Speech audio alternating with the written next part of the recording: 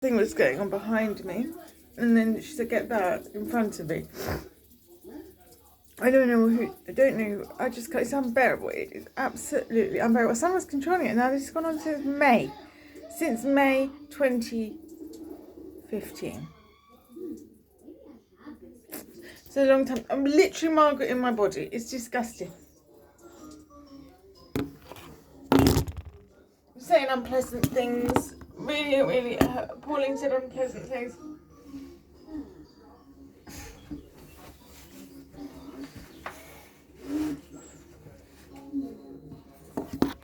I'm being told I will say yes about what my horoscope looks like. I don't. Doesn't actually look good.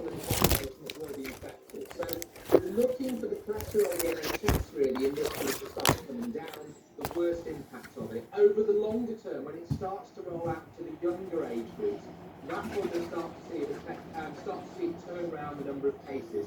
It's going to be a long haul, but hopefully if we can get really high coverage amongst the elderly, we can start to see the worst effects of the virus reduce, and that's when we'll really have a clear indication as to whether it's working. Okay, and on that same theme, Mike, this one from Stephen Wright, I think it's kind of along the same lines, is what's going to be used to test the efficacy and longevity of the vaccine once it's administered? Okay, so there's a couple of things here we can do, and this is actually very similar to the way that these phase 3 trials work. One thing that can be done is you can follow groups of individuals in what we call cohort studies. So you follow them over time, people who have had the vaccine and people who have not had the vaccine, and then see over a longer period of time whether those individuals get infected and how many are from the vaccine group and from the non-vaccine group. This is essentially how these trials work, and it gives us an indication as to how effective the vaccine is. Of course, now we no longer have these small cohort studies. We will have a huge number of people within the population that potentially we could follow over time if we can put the methods in place to do that, to see whether it works. The other thing we can do is maybe look at it a little bit more in terms of geographically, look at areas where maybe have very high coverage compared with areas that have very low coverage within the country, for instance, or between countries, and then we get an idea of whether the vaccine has really worked. So those are a couple of methods we can use to see how effective the vaccine is. Okay, well look, there is going to need to be, as you both know, and Linda, you in particular know, a big campaign to ensure the public have confidence in this. For the tape, I'm literally listening to Margaret Medea making swallowing noises and stuff. There will be no long-term. It's horrendous. It was so icky and uncomfortable. It So was another making good me question, Rachel, there from Catherine. So people will be worried about that, but they can be reassured because there's a number of things that will happen. The first thing is the trials. I'm now listening to her over there, coming from a different direction, actually there. People in the Pfizer Biotech late-stage trials. They are going to continue to be followed for up to 2 years. That's very common in these types of trials. And they will be looking very carefully about whether those people who have the vaccine in the trial develop any mouthing. It's horrendous. But it's all kind of different direction, so it's been designed to torture me. That will happen with people in the population who have it's an unpleasant noise, these trials, although they sound large, they can't rule out all the things that might happen to other people. There may be reactions that we just don't know about. So many countries have an alert system. For us in the UK, it's the MHRA's yellow card system that both the public healthcare professionals can report any adverse outcomes. So we'll be looking at those two things: what happens to the people in the trials and what happens to the people in the population that have any, if anything happens that it shouldn't. And we can change course if we need to, based on those two bodies of updates. Yeah, it's really interesting, the areas people are interested in asking questions about. Often it's very practical things. So this one is a question from Barry Richards, who says, how long from being administered the vaccine does it become effective? Minutes, hours, days, I suppose you carry on, weeks, couldn't you? And Mike, maybe you pick up on this one. Along with, I'll add on to Barry's question. Thank you, Barry, for that. So the tape, I cannot breathe, my respiratory system is being interfered with, it's through my body, is Hannah Lewis, so to say, get the police station, foot crackling in my nose, and right now my right here at this moment in time. And so I've got some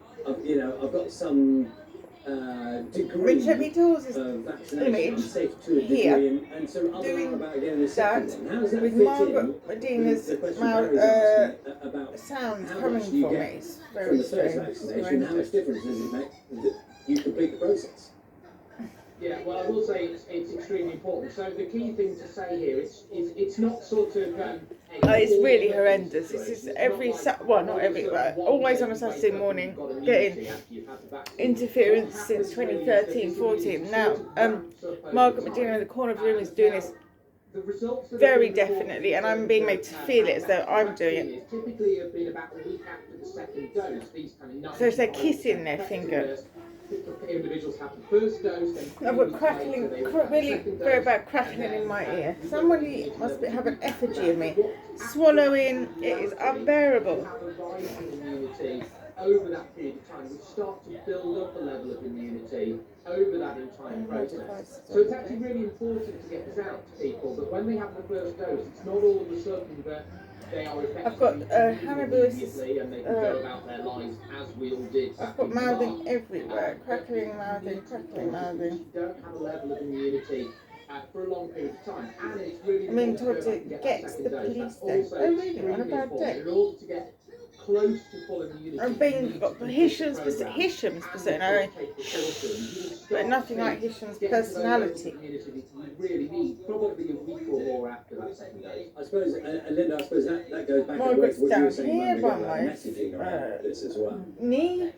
It does, and I think we're going to need to be very And clear with hissing. the public. So there's around, probably it depends on the study, but there's From the other corner of the room. They have hesitancy, vaccine Hannibal, hesitancy. We talk about anti-vaxxers, but people who are It's just hesitant, constant many more sound, are gobbling hesitant for very good and reason. alternating between here, there, there, there, there, there. It's horrendous. Then we have to have Margaret at the old-fashioned front leaflets door through of people's doors, sweet. information in GP surgeries, all of that. We need to answer the public's questions. I've seen the leaflet, which is on the government's website, that was given to the public around the vaccine, which is very helpful, but it's quite technical. So we need simple language, images. The media will be able to help with this as well, so everyone's questions can be answered. Well, on that, Mark, Linda, I lots wonder of if you can gobbling address like this that. one. We know that it's as yet not suitable for pregnant women because simply pregnant women I've got are not crackling tested as here. part of this trial. But what about for breastfeeding women? It's This is horrendous. a I've got vaccine, and it's just that. Well, It's breastfeeding women horrendous. be I've able to woken get up the to COVID absolute vaccine. horror That's show. not real. So this is a really important question from Beth, because obviously What you're women saying, are get very the anxious. hand- In general, what I would say, Rachel, is that vaccination is commonly given and It is most horrendous. vaccines are approved for women who are breastfeeding rather than pregnancy. However, in the case of this vaccine, because it's relatively new and we need more data, at the moment it's not being advised for use for breastfeeding. I mean, told you, That's if you because must we know, it don't happened know whether, earlier. the And vaccine Margaret's can be saying this to me, exclusively Margaret's breastfed. persona. Obviously, there might be She's saying she cases did where that. it's She's not wearing a possible. sequel costume and That Jazz doesn't mean meets. that it won't be approved And for she's saying breastfeeding in she- the future. So we need to keep an eye No, on that. she, because it's Pregnancy, Miriam, she's there are there, going and to be she said trials, Jazz meets not that. just this She vaccine, did but others something. for pregnant women and also potentially for children. But that's, at the moment, that's going to be the advice both for pregnant women and breastfeeding women. That it's not for them. But that might change in the future, as I said. Linda, can I just pick up on the thought in relation to the messaging? I don't know whether you have what evidence there is in the work you do in Well, the like that areas now. of public health, but does it matter to see It's politicians horrendous. taking the vaccine It's or horrific. well-known people? Is that ever had has that had a part to play in previous campaigns? Is it effective? Is it the kind of thing you'd expect to see? Absolutely. I mean, I it was remember definitely not in some of the campaigns daycare. I've been involved in developing in other areas of public health, I mean, we've used prominent figures. Set by often, for Peter example, we Halls, might it's use like a a big wet sporting fat hero, celebrities to pass on the public health message, or for example, in the case of picking up cancer symptoms, we had well-recognized clinicians fronting the campaign who were people who were in the media talking I'm being about told health. optionally So go to leaders him, need and I'm to being shown recognise that they the have to image of talk Kyle about that, that Alexander, they're a reassured resident about safety, specialist. efficacy of policy, effectiveness and policy of the vaccine, and they're willing to take it. So I'd really like, in this country and other countries, leaders to demonstrate that when they are eligible, It's just they've constant had it gobbling heard, for and example, the talking sounds that are about being produced talking and about going advice through he's my already body. given to his I mum, don't have any other way of if she describing gets it. offered the I vaccine. So that's flinched, the kind of thing I actually. would There's a like physical more to do, sensation. what plays a role in communication. And Mike, just this one finally from you, from Chris Nisi, who actually lives in Brittany. And it's about how they've managed to push this one through so quickly. Why does it normally take much longer to get vaccines approved? Yeah, so I mean that's a really good question, and I think this really sort of feeds into what Linda's been saying about the vaccine reluctant. I think this is something we're quite worried about, and I've even had this conversation quite a lot with people where they're concerned because the vaccine's been approved very quickly. What I will say is there's been a plan in place with pharmaceutical companies and academic researchers for a really long time that they might have to develop a vaccine rapidly in the event of a pandemic. Usually with vaccine trials, these can last many years. Often there are gaps I'm being between shushed up by Peter. funding issues and paperwork issues, and the regulatory approval can often take quite a long time because of red tape. And all of these processes have been reduced. The corners have not been cut. What's happened is, for instance, the phase 2 and phase 3 I trials. need to report to her about calling Thompson Senate in reference to Margaret Medina. As rapidly as possible. So that's really what's been put in place, which is why we've been able to manufacture these vaccines so rapidly. The key message we're getting across here, though, and it's very important for the regulatory approval. The regulatory approval process is still the same. The fact that the vaccine has been approved. I mean, Shane Peter Hall's doing this. Confidence to the general public. Firstly, it is safe to use, and secondly, it will provide high All this emphasis on, over-emphasis on the lips. that we need to get out. The corners Very have not been cut uncomfortable for us to get to this stage. Okay, so just on a final thought, Linda, there's been so much tension out on the time frame, hasn't there? And we were learning this morning that in 10 days' time GPs will be part of the process. That's then they will begin the vaccination process. Now we have a timetable. There's going to be a lot of attention on that immediately, isn't there?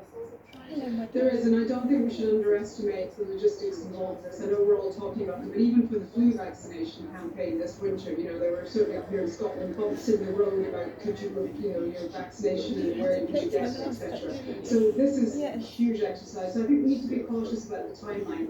I think government, again, on the communication side, needs to be very clear with the public what is happening when. They need to involve all the stakeholders. We heard from primary care that a few days ago they weren't that happy that they were being involved to the extent they should. They seem to be more now. The care sector as well. So let's have a roadmap, but also recognise As I'm petting the dog, Margaret Medina says doing it's this. not going to be quick, and it's definitely going to take well into next spring for all of these phase 1 groups that are recommended to receive the vaccine to actually obtain it. Thanks both. You've done a great service to us this morning and to our audience. Thank you for your time, Linda and Mike. Should we give them their full time? Crackling, really bad crackling in my ears. They're both the professors, ton of they wax know their in stuff. Yeah, I don't. exactly. I wouldn't Exactly. expect. Professors and doctors and letters after their names. 9:26 right now. That means we're going to look ahead a little bit. BBC One 10 o'clock this morning. Matt Tennant takes over in the Saturday kitchen. Matt, now then, let's just check a couple of things. Can you see what we put on our screen? So if I put a picture up now, can you see it? You can see it there. Can you put a... Let's try it. Ah, there we go. So Matt, what do you think that is? Well, I'm looking at a picture of me at the moment. Okay. Okay, that is that a dodgy mince pie? Okay, well, it's a mince pie. You've called it a dodgy mince pie. Am I being rude? Yes, it was cooked with love and care by Rachel this morning. Actually, they were delicious. Okay, dodgy but delicious. That's kind of my tagline. But Very homemade and rustic and beautiful. Do you want to take us through what went wrong? Can you give us a basic analysis there? What a start. What was it? Is it puff pastry? Yeah, I had a block of puff pastry in the fridge. I just decided to whack some mincemeat into it. It was clearly a terrible mistake. You see, it's all you're whacking mincemeat in pastry. You've got to be more methodical. Something I'm not either, I have to say. But they look very nice. Nobody's made me a mince pie. Well, they satisfied a need very quickly in the house, I have to say. So, it works on one level at least. Good. I'm glad. I like that mince pie chat. Now listen, moving on. I am very excited. You could say over the moon. Because today's special guest, thanks, has walked in actual space. It's astronaut actual Major Tim Peake. Morning, Tim. Hello, good morning, Matt. We are very excited here. I'm delighted to be here. Delighted. I'm sure you've heard all these puns before. Listen, we're going to talk lots about that later. Little Ollie's very excited over here as well. For now, let's talk about heaven and hell. What should I go through? Heaven, pastry, anything pastry, sweet, savoury, doesn't matter. Just absolutely love it. Even those mince pies? Even mince pies. I'll take those mince pies. Absolutely. Yeah. Yeah. I also love coriander, cinnamon. Yeah, absolutely delicious. Okay, what about hell? Hell, sprouts, white sprouts, just don't need them. Aniseed, anything with kind of liquid aniseed. Sprouts in space. Anybody? Two great chefs here as well. Sabrina Gett, what do you make? Good morning. I'm going to make a goat's cheese and chorizo steak and delicious butter macaroni. Very nice. Richard Bay, Rich, good to have you here. You alright? Hi, yeah, very well, thank you. Morning. We're making a festive marshmallow cheesecake with a cranberry filling. Very nice, very nice. Ollie Smith, looking like a schoolboy this morning. Yes, I didn't have a spacesuit, but I would have worn it if I did have one, because we're going to take a full orbit around the planet of the grapes.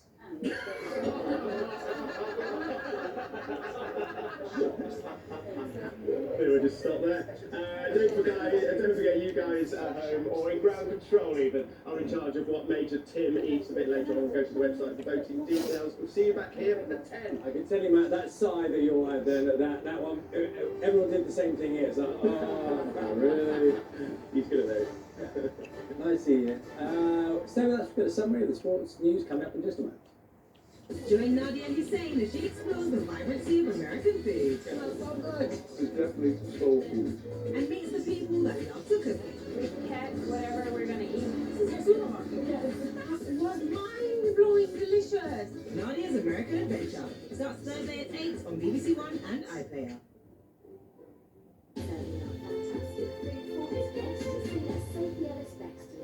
Hello, this is Breakfast with Rachel Burden and Charlie Stick. Good morning, 9:30 exactly. Now, after an initial trial in Liverpool, the use of a rapid coronavirus test, which gives the result in under an hour, is now being rolled out to more cities. Wolverhampton will begin offering residents the test from this week, whether or not they have symptoms. Phil Mackey has been saying, see how it will work. These are the lateral flow tests which give people results in just half an hour. They've invited a small number of people to come to help them get ready for the launch next week and trained up 100 council staff to carry them out. I chose to because it's part of our civic duty, so therefore work for the council, we work for the citizens, and actually it's our job to protect our citizens, so therefore by volunteering we can get more people tested, therefore get much more information, and it's a lot better for our citizens. They asked me to be a guinea pig, and because I didn't have any symptoms, I was happy to take part.